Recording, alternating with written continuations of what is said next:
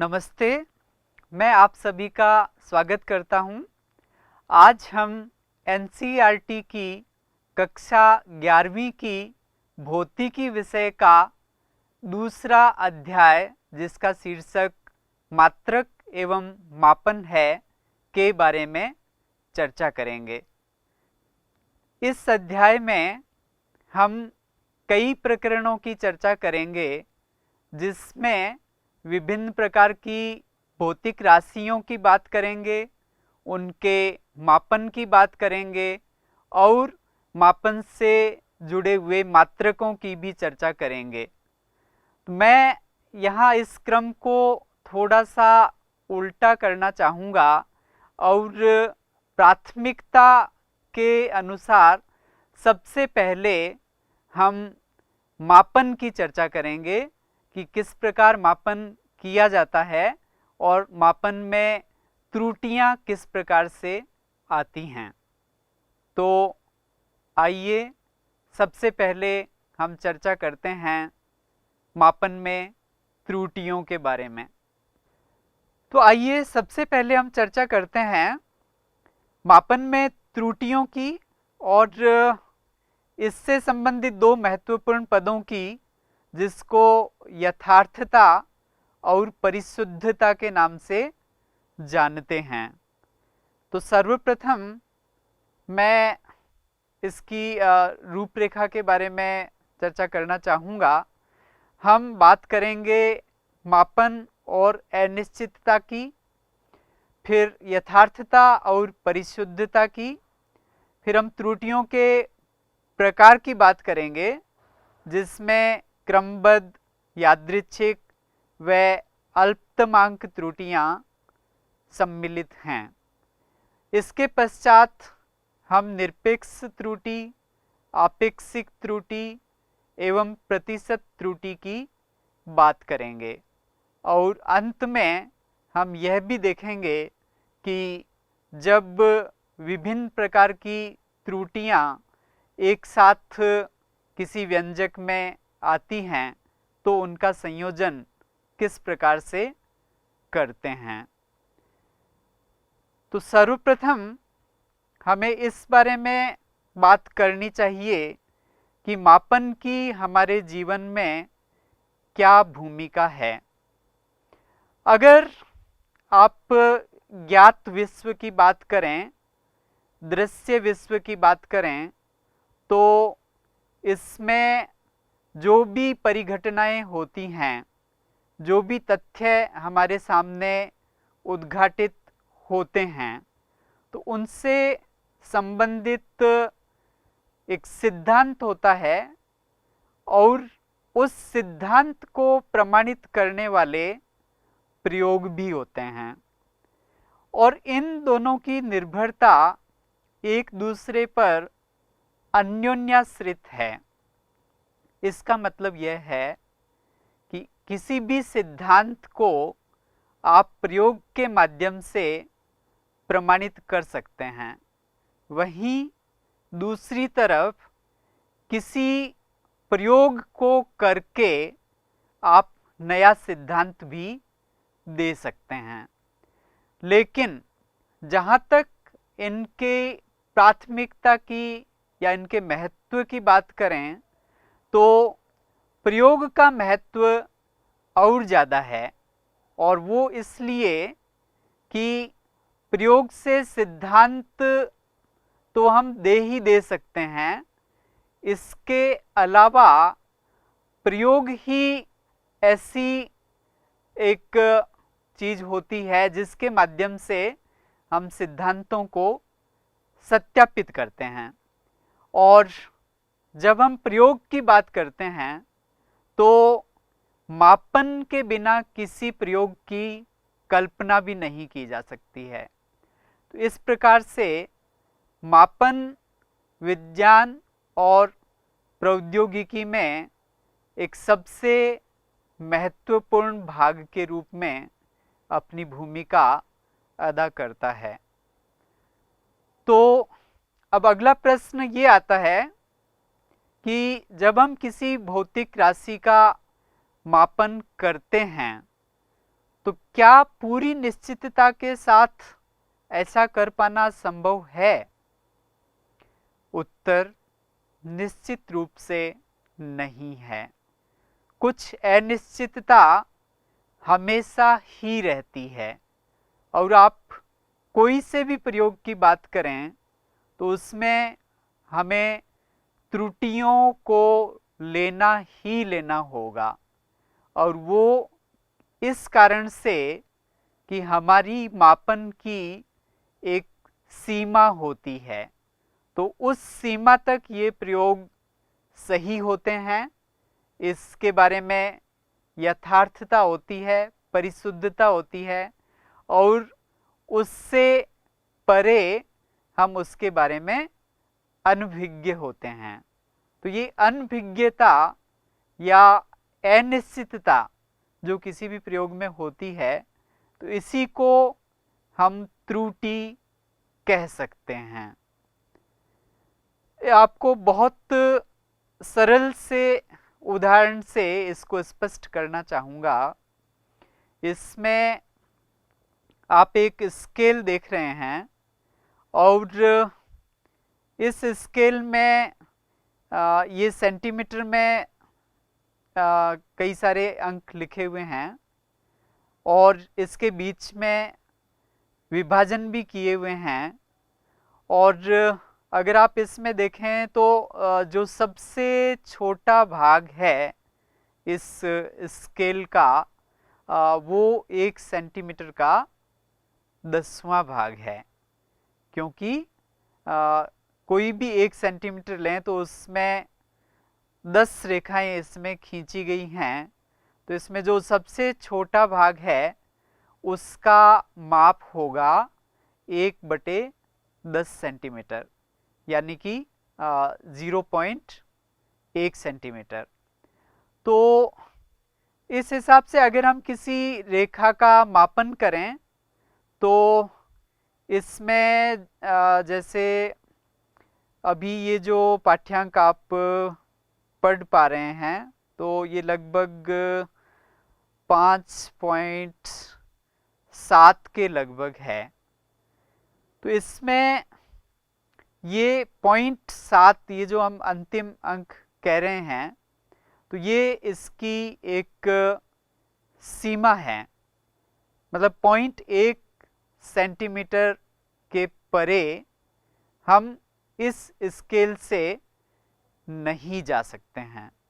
इसका मतलब अगर हमें 0.1 सेंटीमीटर से कम की दूरी का मापन करना हो तो ये स्केल उसको नहीं माप सकता है।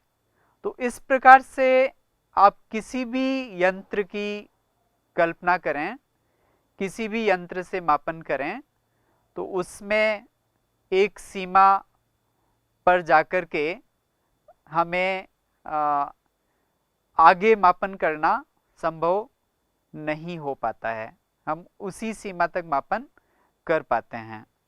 तो इस प्रकार से त्रुटि किसी भी मापन का एक महत्वपूर्ण भाग होगी। तो अगला महत्वपूर्ण प्रश्न यह आता है कि जब हम कोई भी मापन करते हैं तो प्रायोगिक त्रुटियों का ध्यान हमें क्यों रखना चाहिए? इसका बहुत सीधा सा उत्तर है, और वो ये कि जब आप कोई भी प्रयोग करते हो, जब आप कोई भी मापन करते हो, तो ऐसा नहीं है कि वो मापन आपने एक जगह कर लिया और आप दूसरी जगह नहीं कर सकते, या वो मापन आपने कर लिया और कोई दूसरा व्यक्ति नहीं कर सकता।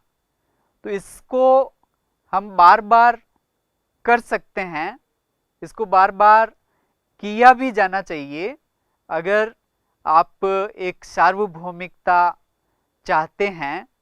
और इस कारण से जो बार बार प्रयोग करते हैं तो उसमें हमें कुछ माप भी मिलेगा, भौतिक राशि का माप मिलेगा, और उसमें त्रुटि का ध्यान रखना बहुत ज़्यादा ज़रूरी है। इसलिए जिससे कि सभी प्रयोगों में लगभग समान परिणाम प्राप्त हो सकें। इसमें दूसरा महत्वपूर्ण कारण ये है कि जब आप किसी भी सिद्धांत के बारे में बात करते हैं तो सिद्धांत का जो अंतिम परीक्षण होता है, सिद्धांत का जो सत्यापन होता है, वो आप प्रयोगों के माध्यम से ही कर सकते हैं। तो इस कारण से प्रायोगिक त्रुटियों का हमें ज्ञान होना चाहिए, अच्छी प्रकार से ज्ञान होना चाहिए। और अगर आप उचित रूप से त्रुटियों के बारे में जानते हैं तो उस स्थिति में आप सही निष्कर्ष निकाल पाएंगे और कोई भी आपको मूर्ख नहीं बना सकता है। तो शायद आपको त्रुटियों की महत्व का ज्ञान हो गया होगा कि क्यों ये ज़रूरत है। ये विज्ञान के किसी भी शाखा में, अगर हम दैनिक जीवन की बात करें तो विज्ञान और प्रौद्योगिकी का कोई सा भी भाग हो, इसमें हम मापन के बिना अपने जीवन की कल्पना ही नहीं कर सकते हैं। तो आइए अब इस बहुत महत्वपूर्ण विषय त्रुटि के बारे में हम और अधिक बात करते हैं। निश्चित रूप से आप इस बात से सहमत होंगे कि हम त्रुटियों को अपने प्रयोगों में, अपने मापन में न्यूनतम करना चाहते हैं। इसका अर्थ यह है कि हम यथार्थ परिणाम चाहते हैं और मापन में अधिक से अधिक परिशुद्ध होना चाहते हैं। यहाँ मैंने दो पदों का प्रयोग किया, यथार्थता और परिशुद्धता। तो ये वास्तव में क्या हैं, इनका क्या वैज्ञानिक अर्थ है, आइए इसके बारे में थोड़ा सा जानते हैं।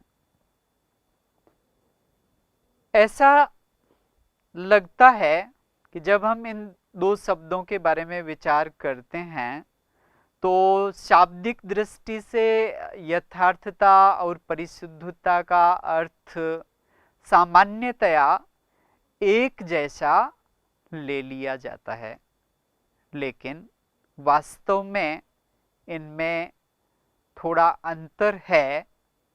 और वो ये कि जब आप यथार्थता की बात करते हैं तो यथार्थता का अर्थ है जो मापित मान है, जिस मान को आप प्रयोग द्वारा माप रहे हैं, तो उसकी यथार्थ मान से कितनी निकटता है। अर्थात अगर वास्तविक मान और प्रायोगिक मान एक दूसरे के निकट हैं, ज़्यादा निकट हैं, तो उस स्थिति में आपके प्रयोग की यथार्थता भी उतनी ही ज़्यादा होगी। दूसरी तरफ जब हम परिशुद्धता की बात करते हैं तो इसका अर्थ यह है कि हमने दिए गए यंत्र से भौतिक राशि को किस सीमा तक नापा है, किस विभेदन क्षमता तक मापा है। दूसरे शब्दों में आप यह भी कह सकते हैं कि परिशुद्ध प्रेक्षणों का अर्थ ये है कि वो एक दूसरे से कितने निकट हैं, उनमें अंतर कितना है। उनमें अंतर जितना कम होगा परिशुद्धता उतनी ही ज़्यादा होगी, और विभिन्न मानों में अंतर जितना अधिक होगा परिशुद्धता उतनी ही कम होगी। एक और उदाहरण इसको समझने के लिए हम लेते हैं।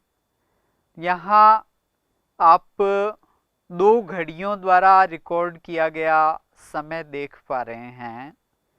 मान लीजिए किसी समय 12 बजे हैं, बिल्कुल 12 बजे हैं, मतलब 12:0 और 0 सेकंड। और इस समय को दो घड़ियों के माध्यम से आप एक सप्ताह के अलग अलग दिनों में मापते हैं। तो ये घड़ी एक द्वारा मापा गया समय है और ये घड़ी दो द्वारा मापा गया समय है। अब इसमें अगर आपसे ये कहा जाए कि इन दोनों घड़ियों में से आप कौन सी घड़ी लेना अधिक पसंद करेंगे मापन के हिसाब से, तो उस स्थिति में आप देख पा रहे हैं कि घड़ी एक द्वारा दिखाया गया समय 12 बजे के आसपास है सभी 7 दिनों में, जबकि घड़ी दो द्वारा दिखाया गया समय 10 बजे के आसपास है। यथार्थ मान इस स्थिति में 12 बजे है, तो इस कारण से घड़ी एक की यथार्थता घड़ी दो से ज़्यादा है, क्योंकि घड़ी दो में वास्तविक समय से अंतर बहुत ज़्यादा है। घड़ी एक में ये अंतर बहुत कम है और दो में ज़्यादा है। लेकिन इसी तथ्य को हम एक दूसरे दृष्टिकोण से विचार करते हैं और वो ये कि आप ये देखें कि समय में परिवर्तन किस न्यूनतम सीमा से अधिकतम सीमा तक हो रहा है।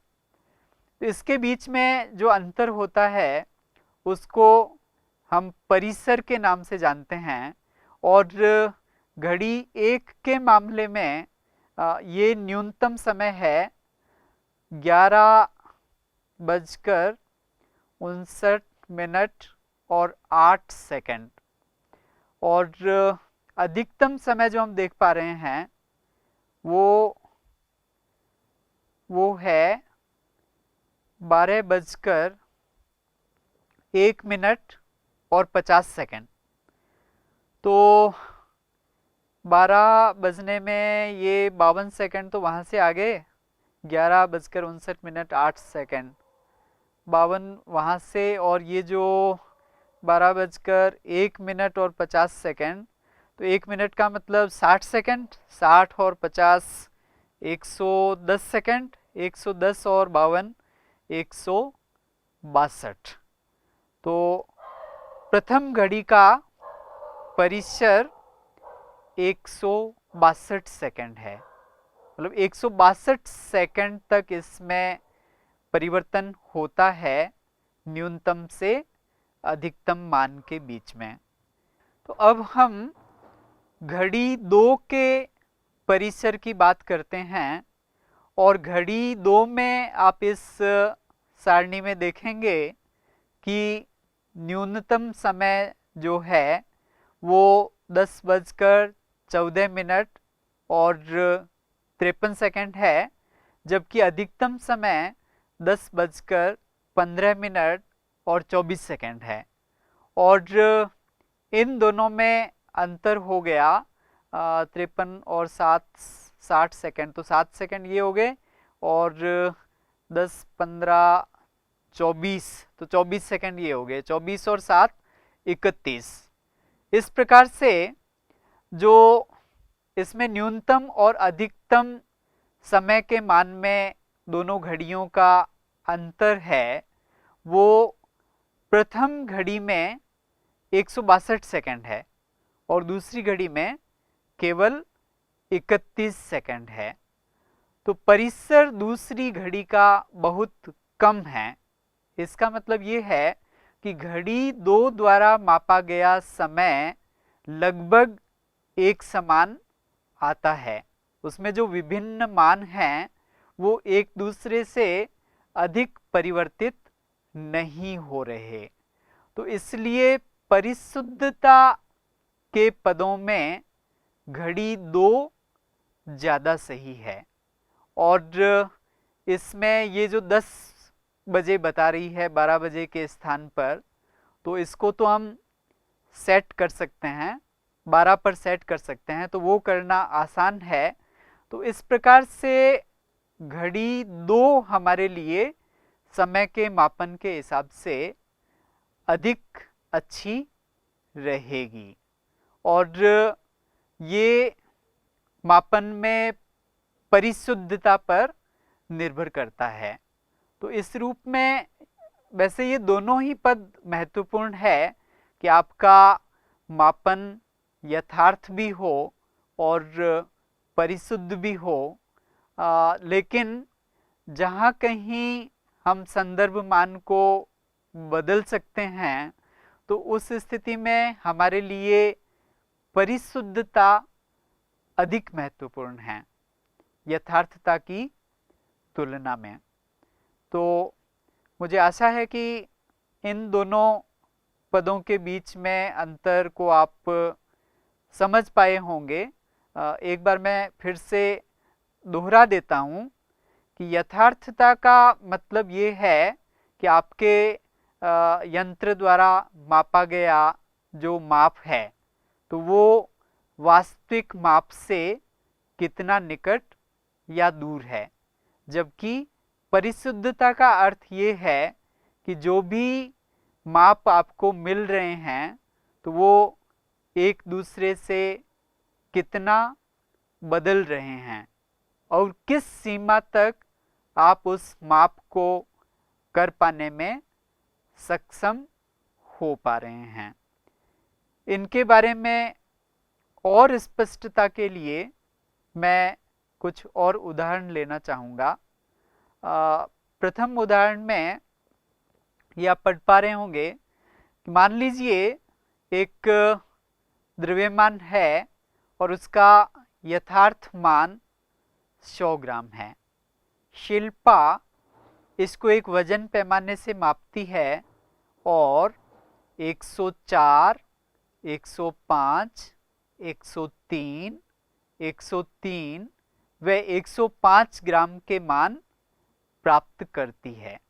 अर्थात वो 5 बार मापन करती है और पांचों बार उसको ये अलग अलग मान प्राप्त होते हैं।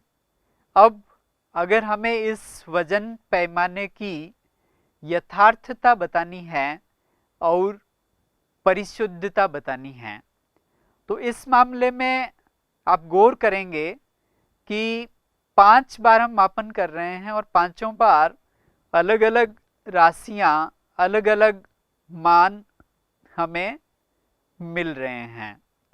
तो हमें इसका औसत लेना पड़ेगा, इसका माध्य लेना पड़ेगा। और माध्य अगर हम लें तो ये 5 और 5 10, 10 3 13, 3 16 और 4 20, तो 20 को आप 5 से भाग देंगे तो 4, इसका मतलब 104 ग्राम इसका औसत आया।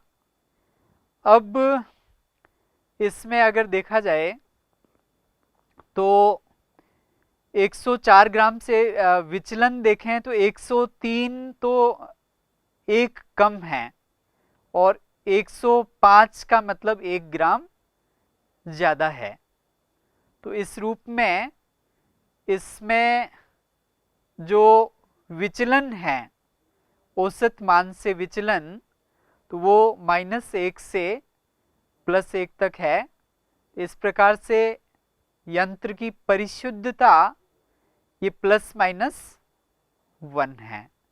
वहीं दूसरी तरफ अगर हम इसकी यथार्थता की बात करें तो आपका वास्तविक मान या यथार्थ मान 100 ग्राम है जबकि इसमें अधिकतम मान हमें 105 ग्राम प्राप्त हो रहा है। तो इस प्रकार से इसमें अधिकतम परिवर्तन 5 ग्राम का है। तो आप कह सकते हैं कि इस मापन में यथार्थता 5% के बराबर या कम है। मतलब अधिकतम यथार्थता 5% है, कुछ मामलों में ये उससे कम भी है। तो मुझे लगता है कि आपको कुछ स्पष्ट हुआ होगा कि हम यथार्थता और परिशुद्धता से क्या अर्थ निकालते हैं। अब इन दो पदों को जानने के बाद में हम त्रुटियों की बात करते हैं। और जैसा कि मैंने पहले बताया कि त्रुटि किसी भी प्रयोग का एक अवश्यंभावी हिस्सा है, और ये अवश्यंभाविता किसी भी यंत्र की परिशुद्धता के अनुसार होती है। तो किसी भी मापन में त्रुटि हो सकती है, और त्रुटियों के कई कारण हो सकते हैं। तो इन सभी कारकों को ध्यान में रखते हुए त्रुटियों का वर्गीकरण किया जाता है, और इसमें मुख्य रूप से हम त्रुटियों के दो प्रकारों की बात करते हैं। पहला प्रकार है क्रमबद्ध त्रुटियां, और दूसरा प्रकार है यादृच्छिक त्रुटियां। क्रमबद्ध त्रुटियों के फिर और प्रकार हैं, इसके उपवर्ग हैं। तो इसका पहला प्रकार यंत्रगत त्रुटियां हैं, फिर प्रायोगिक तकनीक या कार्यविधि में अपूर्णता के कारण त्रुटियां, और तीसरी आती हैं व्यक्तिगत त्रुटियां। ये तीनों क्रमबद्ध त्रुटियों के अंतर्गत है। आपको इन त्रुटियों के बारे में और अधिक बताने के लिए मैं अगली स्लाइड पे आता हूं, और हम सबसे पहले क्रमबद्ध त्रुटियों की बात करते हैं। आपको क्रमबद्ध शब्द से भी कुछ कुछ भान हो रहा होगा कि इसमें एक प्रकार की क्रमबद्धता होती है, और ये त्रुटियां यंत्र और उस यंत्र को जो संचालित कर रहा है प्रयोगकर्ता, तो इन दोनों से ही इसका संबंध होता है। और क्रमबद्ध त्रुटियां सभी मापनों को एक सुपरिभाषित तरीके से प्रभावित करती हैं, और इनको प्रयोगों के दोहराने मात्र से कम नहीं किया जा सकता। वहीं दूसरी तरफ अगर हम यादृच्छिक त्रुटियों की बात करें, तो यादृच्छिक को रैंडम बोलते हैं। रैंडम का मतलब जिसके बारे में कुछ अनुमान लगाना संभव नहीं हो, कि कुछ भी हो सकता हो, तो ऐसी घटनाओं को हम यादृच्छिक घटनाएं कहते हैं। और उसी शब्द से इस त्रुटि का भी उद्भव हुआ है, यादृच्छिक त्रुटियां। तो ये अनियमित होती हैं, और इसलिए चिन्ह और आकार के संदर्भ में यादृच्छिक होती हैं। चिन्ह का मतलब ये कभी औसत मान से अधिक भी मान हमें मिल सकता है, और उससे कम मान भी मिल सकता है। इसी प्रकार से औसत मान से बहुत कम विचलन भी हो सकता है, और ज़्यादा विचलन भी हो सकता है। तो इस प्रकार चिन्ह और आकार ये दोनों ही इसमें एक निश्चित क्रम में नहीं होते हैं। दूसरा महत्वपूर्ण तथ्य यह है कि यादृच्छिक त्रुटियों को आप अगर किसी प्रयोग को बार बार करते हैं तो उस स्थिति में एक अनुमत सीमा तक कम कर सकते हैं और उस मापन का औसत व्यवहार आप प्राप्त कर सकते हैं। सबसे अंत में इन त्रुटियों का यंत्रों से कोई सीधा लेना देना नहीं है। मतलब आप किसी एक यंत्र की बनावट के बारे में बात करें या उससे मापन के बारे में बात करें तो इसका सीधा सीधा यंत्र के जो भी प्राचल हैं, यंत्र से संबंधित जो भी तथ्य हैं, तो उससे इसका कोई सीधा लेना देना नहीं होता है। आपको थोड़ा और स्पष्ट करता हूं कि इन त्रुटियों को हम कैसे पहचानें। तो सबसे पहले हम क्रमबद्ध त्रुटि की बात करते हैं। इस त्रुटि के मामले में जब आप किसी मापन को दोहराते हैं और ऐसा देखते हैं कि मापन के जो परिणाम है तो उसमें नियमित परिवर्तन हो रहा है। नियमित का मतलब ये हुआ कि अगर आप चिन्ह और आकार के रूप में देखें तो एक निश्चित दिशा में इसमें परिवर्तन होते हैं, एक निश्चित रूप में इसमें परिवर्तन होते हैं।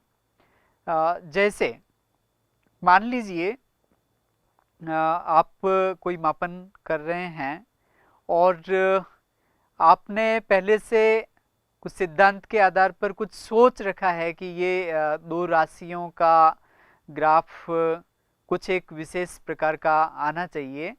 मान लीजिए आपने सरल रेखा अपेक्षित की है और जब आप मापन करते हैं तो ग्राफ में सरल रेखा की जगह वक्र रेखा प्राप्त हो जाती है। विशेष रूप से जब आप लघुगणकीय प्लॉट की बात करते हैं तो अपेक्षित व्यवहार से अगर आप विचलन प्राप्त करते हैं तो आप ये अनुमान लगा सकते हैं कि आप क्रमबद्ध त्रुटि की बात कर रहे हैं। इसमें अगला बिंदु ये है कि किसी भी मापन में आपका कुछ पैमाना होता है, कुछ संदर्भ मान होते हैं। तो अगर संदर्भ मान परिवर्तित हो रहे हैं तो उस स्थिति में आप कह सकते हैं कि आप क्रमबद्ध त्रुटि की बात कर रहे हैं। इसको मैं थोड़ा सा और स्पष्ट करना चाहूँगा। जैसे आप किसी तापमापी से तापमान को मापते हो, मान लीजिए वायुमंडलीय दाब पर आप बर्फ का तापमान देख रहे हो तो ये 0 डिग्री सेल्सियस आना चाहिए। अब आपने कोई तापमापी उपयोग किया ये तापमान मापने के लिए और आपको 0 डिग्री सेल्सियस की जगह 0.6 डिग्री सेल्सियस मिल गया। तो ये एक संदर्भ मान है जिसको हम पानी का गलन बिंदु बोलते हैं। तो ये 0 डिग्री सेल्सियस होना चाहिए और इसकी जगह आपको कुछ और मान मिल रहा है। तो इसका मतलब यहाँ हम क्रमबद्ध त्रुटि की बात कर रहे हैं।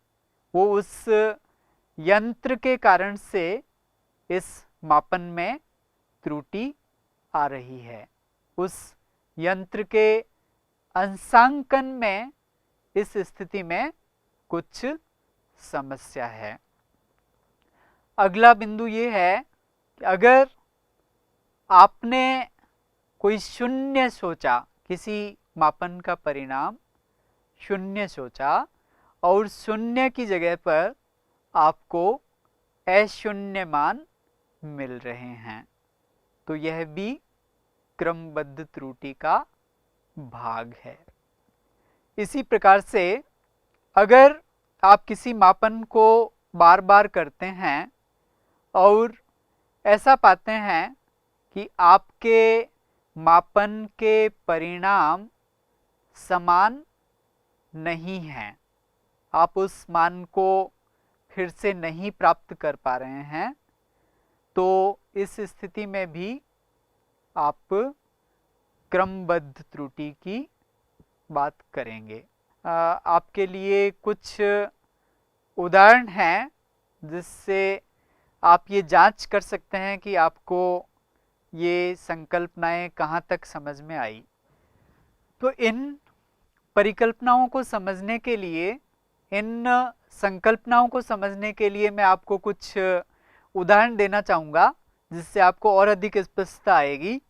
तो पहले उदाहरण में हम ये देखते हैं कि मान लीजिए कोई एक विद्युत परिपथ दिया गया है और उसमें 2 एम्पियर की धारा प्रवाहित हो रही है। सुंदरम 5 बार परिपथ में प्रवाहित धारा को मापता है और हर बार 2.2 एम्पियर का मान प्राप्त करता है। तो अब आप इस स्थिति में देखते हैं कि प्रत्येक बार में 2.2 एम्पियर का मान हमें मिल रहा है, जो कि 2 एम्पियर से 0.2 एम्पियर ज़्यादा है। तो इसमें अगर आप चिन्ह की बात करें तो ये हर बार अधिक ही अधिक आ रहा है, ऐसा नहीं है कि किसी भी स्थिति में ये 2 एम्पियर से कम आता हो। तो इसमें माप की एक निश्चित दिशा है, परिणामों की एक निश्चित दिशा है। तो निश्चित रूप से इस स्थिति में हम क्रमबद्ध त्रुटि की बात कर रहे हैं। हम दूसरा उदाहरण लेते हैं। मान लीजिए उसी विद्युत परिपथ में जॉन उसी धारा को नापता है, लेकिन वो एक अधिक परिशुद्धता वाला अमीटर लेता है और 5 बार जो वो पाठ्यांक लेता है तो उसके मान 1.95, 2.21, 1.76, 2.12 और 2.07 एम्पियर हैं।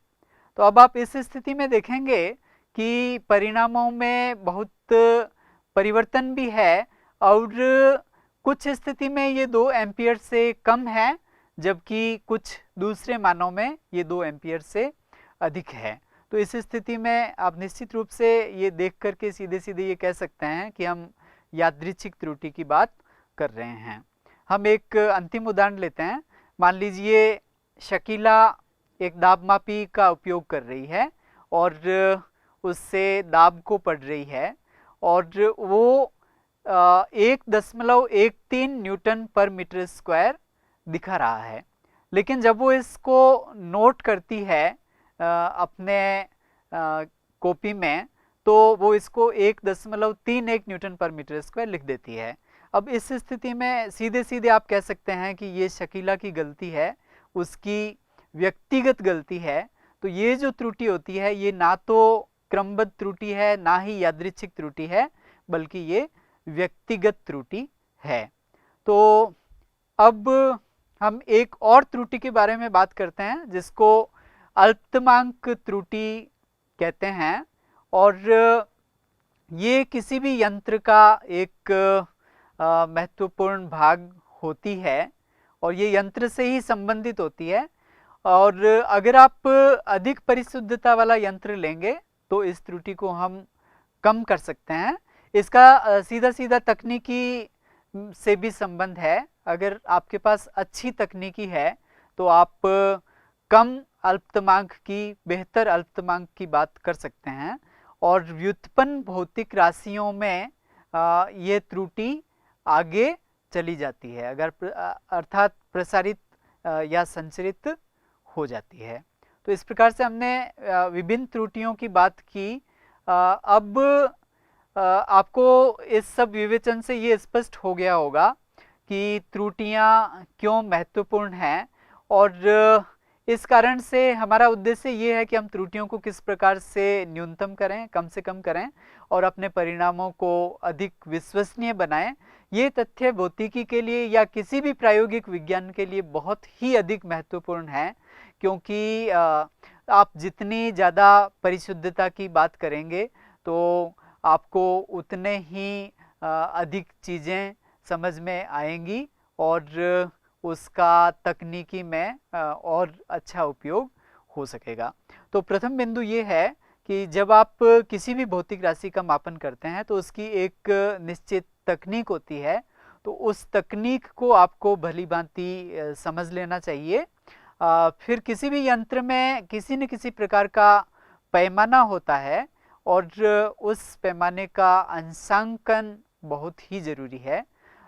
इसके अलावा किसी भी प्रयोग में हम किसी न किसी चर की बात करते हैं और कुछ चर किसी प्रयोग के दौरान निश्चित होते हैं, तो आपको निश्चित रूप से ये ध्यान रखना चाहिए कि आप केवल वांछित चरों को ही अपने प्रयोग में शामिल करें और उसके अतिरिक्त जितने भी चर हैं तो उनको आप नियंत्रित कर दें, उनको आप हटा दें।